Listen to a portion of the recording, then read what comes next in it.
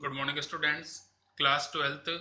आपका जो next chapter है वो है उषा और राइटर है शमशेर बहादुर सिंह। जीवन परिचय। उर्दू कविता के समर्थकों में शमशेर बहादुर का एक अलग छवि है। इनका जन्म 13 जनवरी 1911 को देहरादून में हुआ था। इनकी प्रारंभिक शिक्षा देहरादून में हुई। इन्होंने उच्च शिक्षा इलाहाबाद विश्वविद्यालय से प्राप्त की। चित्रकला में इनकी रुचि प्रारंभ से रही है। इन्होंने प्रसिद्ध चित्रकार उकील बंधुओं से चित्रकारी का प्रशिक्षण लिया। सुमित्रा नंदन पंत के पत्र रुबाब में भी कार्य किया। 1993 में अहमदाबाद में इनका देहांत हो गया। रचनाएं। शमशेर बहादुर सिंह ने अनेक रचनाओं की की है जो निम्नलिखित हैं। काव्य संग्रह, कुछ कविताएं, कुछ और कविताएं, चुका भी हूं मैं, नहीं मैं, इतने पास अपने, बात बोलेगी, काल तुझे होड़ है मेरी। सेकंड, संपादन उर्दू हिंदी कोश। थर्ड, निबंध संग्रह दोआब। फोर्थ, कहानी संग्रह प्लांट का मोर्चा। भाषा शैली।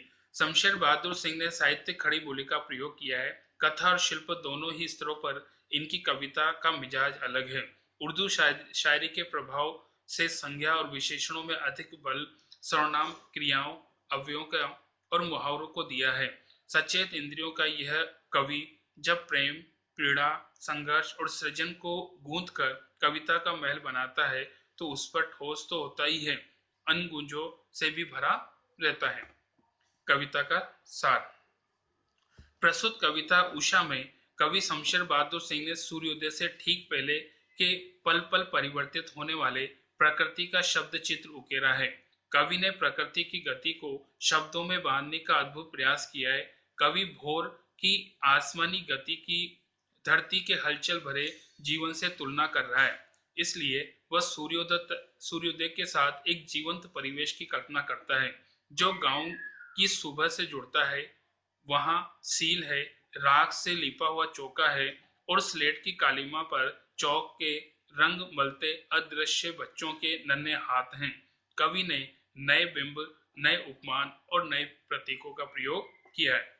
कवि कहता है कि सूर्योदय से पहले आकाश का रंग गहरे नीले होता है, परंतु होता है और वह सफेद शंख जैसा दिखाई देता है। आकाश का रंग ऐसा लगता है मानो किसी गृहिणी ने राख से चौका लीप दिया हो। सूर्य के ऊपर उठने वाली लाली फैलती है और ऐसा लगता है जैसे लाली सील को किसी ने धो दिया हो और उस पर लाल खड़िया की मिट्टी मल दी हो।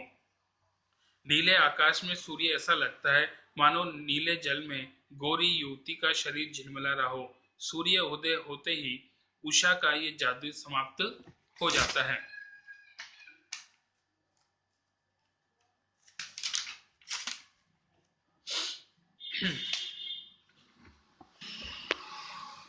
प्रातः नभ था बहुत नीला शंख जैसे, भोर भोर का नभ, राख से लीपा हुआ चौका अभी गीला पड़ा है।